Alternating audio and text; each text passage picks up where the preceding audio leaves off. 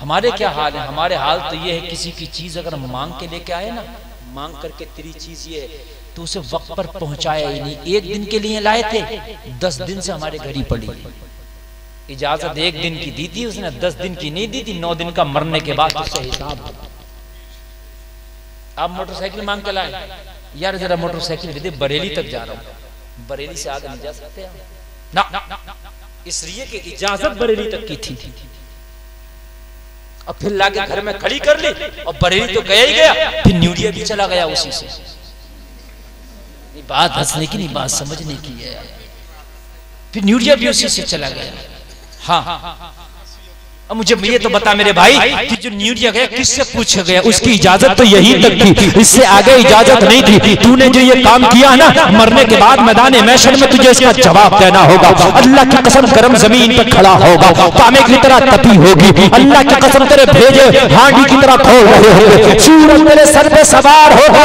ऐसे में अल्लाह पूछेगा, जितनी इजाजत तू उससे बढ़ के किसकी इजाजत से किया? बोलो जवाब क्या होगा? जलसे में आने वालों, तुम्हें जितनी इजाजत मिले उतना ही करो, जायज है, आगे बढ़ोगे हराम। सुने सुने सो नौजवानों, ओ नौजवानों बैठ जाओ बैठ जाओ बैठो। अरे मेरे नौजवानों, ये उठने की तकरीर नहीं, तुम्ही को तो सुना रहा हूं यार।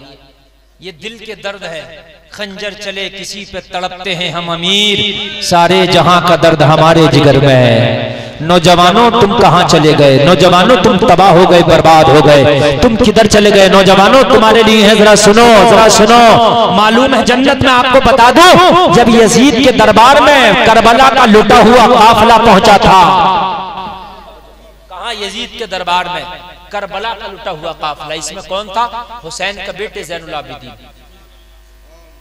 अली की बेटी हजरत ज़ैनब, हुसैन की बेटी हजरत सकीना, हुसैन की बीवी हजरत शहरबानो। ये लुटा हुआ काफिला था। इसमें एक फिजा भी थी जो हजरत फातिमा की कनीज थी। ये सब पहुंचा तो यजीद ने एक जुमला बोला था। जुमला मेरा वो मौजू नहीं है, बस एक बात बता रहा हूं कि ये जितने भी कैदी हैं इन्हें मेरे सामने पेश करो। कैदी, जब हुसैन के घर वालों को कैदी कहा ना, तो फिजा जो फातिमा की कनीज थी जलाल में आ गई। बुढ़ापे की वजह से इनकी कमर झुक गई थी, लेकिन जलाल आया ना तो सीधी खड़ी हो गई। आपको मालूम है ना, जब जलाल आता है ना तो बूढ़ा आदमी भी सीधा हो जाता है। जलाल बड़ी खतरनाक है। कैसा जलाल आया होगा जो फिजा बुढ़ापे की वजह से कमर लच गई थी, 80 साल की उम्र थी, सीधी खड़ी हो गई। और जुमला सुनना अगर दिल तुम्हारा बर्दाश्त कर सके। कहने लगी, ओ जालिम यजीद, किसको गुलाम और किसको कैदी कह रहा है? रब्बे काबा की कसम, जिन्हें तू कैदी कहता है ये कैदी नहीं, दुनिया और जन्नत के मालिक हैं। जिसे चाहे ताजदार बना दें, जिसे चाहे जन्नत का हकदार बना दें। और इनके घर से मिलता है। तब कब्र से आवाज आई, वो मिट्टी देने वालों, यहाँ हसब और नसब नहीं देखे जाते, यहाँ नामा अमाल देखे जाते। मरने के बाद बड़ी शरीयतों पे अमल होता है। और भाई तीजे में 25 किलो ही चना आना है, इससे कम नहीं आएगा। और मेरे भाई फिर 25 किलो नहीं 5 क्विंटल भी ले आओ, अगर तेरे अमल अच्छे नहीं है तो किसी काम का नहीं। बात समझ नहीं? तू अगर किसी का हक मार के गया, हराम के लुक्म खा के गया, तो कब्र में तेरी आग भरेगी भरेगी। क्या कुरान माज़अल्लाह झूठा हो जाएगा क्या फिर? अगर खाली 25 किलो चने लाके तेरी बख्शिश हो जाए तो कुरान कह रहा है, याकुलूना फी बुतूनिहिम इल्ला नारा। जो गरीबों का, मिस्कीनों का, यतीमों का हक खाते हैं, वो अपने पेट में जहन्नम की आग भरते हैं। तो माज़अल्लाह ये कुरान की आयत कहां जाएगी? बता मुझे। जो कुरान कह रहा है, यौम युहमा अलैहा फी नारी जहन्नम फतकुवा बिहा जिबाहुहुम व जुनूबुहुम व ज़ुहूरुहुम हाज़ा मा कनज़्तुम लि अनफुसिकुम फज़ूक़ू मा कुंतुम तकनिज़ून। कुरान कह रहा है, जो लोग माल की ज़कात नहीं निकालते, उस माल को अल्लाह मैदान महशर में जहन्नम की आग में पिघलाएगा, और पिघलाने के बाद पेशानियों को दागेगा, चेहरों को दागेगा, पीठों को दागेगा, और दाग के कहेगा, ये वो माल है जिसे तुमने जमा करके रखा था। फज़ूक़ू मा कुंतुम तकनिज़ून। तलज़्ज़ून, तो आज इसका जायका चखो। कहाँ डालोगे कुरान की इन आयतों को? ठीक है, इसाले सवाब करना हमारा ईमान है, हम मानते हैं इसाले सवाब से फायदा होता है, लेकिन ऐसा नहीं है कि तू हराम के लुक़मे खा के जाए तो फिर कोई तेरी बख्शिश करा दे। पूरी दुनिया के मौलवियों को कब्र पे बिठा देना, अगर किसी का हक मार के गया, पूरी दुनिया के मौलवी तुझे नहीं बख्शवा सकते, गारंटी से कह रहा हूं मैं भी मौलवी हूं। अल्लाह भी नहीं बख्शेगा जब तक कि तू उसका जिसका हक मारा उसका हक वापस ना कर देगा। ये हुकूकुल इबाद है। क्या है ये हुकूकुल इबाद है? बड़ा खतरनाक मामला है? तुमने मजाक समझ लिया,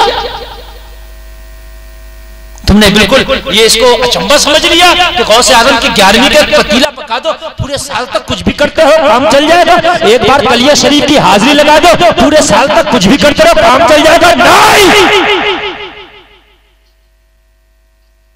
अगर तू साबिर का चाहने वाला है तो हराम तेरी जिंदगी में नहीं आना चाहिए। अगर तू अब्दुल कादिर का चाहने वाला है, हराम तेरी जिंदगी में नहीं आना चाहिए।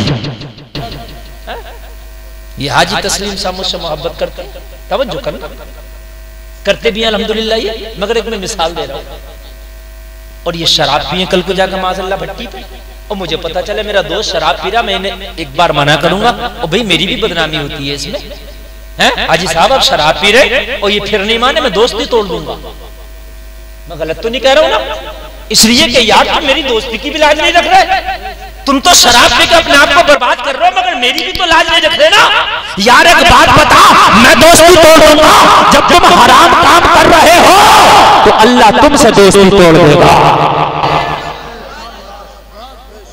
ये जो वली हैं अल्लाह के दोस्त भी तो हैं, नेक लोग अल्लाह के दोस्त भी तो हैं। अल्लाह का कोई रिश्तेदार तो है, उसका ना कोई रिश्तेदार है ना कोई खानदानी है, ठीक है, उसके दोस्त है, वली उसके दोस्त है। वली का माने दोस्त के आते हैं, वली दोस्त है, और नेक लोग भी अल्लाह के दोस्त है। अल्लाह दोस्ती तोड़ देता उनसे। यार जब एक दुनिया वाले आदमी की आप बात ना माने, वो दोस्ती रखेगा? मुझे बताइए, नहीं रखेगा। मेरी बात गलत तो नहीं है ना? मेरे खानदान में शादी हुई, नौजवान लड़के, वही आम लड़के जैसे है, उनके दोस्तों ने कहा डांस पार्टी कर लो, रंडी नचाओ और ये करो वो करो। बोले यार कर तो लेते, मगर हमारे चच्चा जो है ना यार वो मौलाना है, उनकी वजह से नहीं करेंगे, ये चच्चा नाराज हो जाएंगे, है ना? नहीं किया उन्होंने। तो यार जब एक इंसान की तुम दोस्ती को बरकरार, रिश्ते को बरकरार रखने के लिए उसकी मानते हो, तो रब से दोस्ती को बरकरार रखने के लिए उसकी मानो, है कि नहीं? उसकी मानो।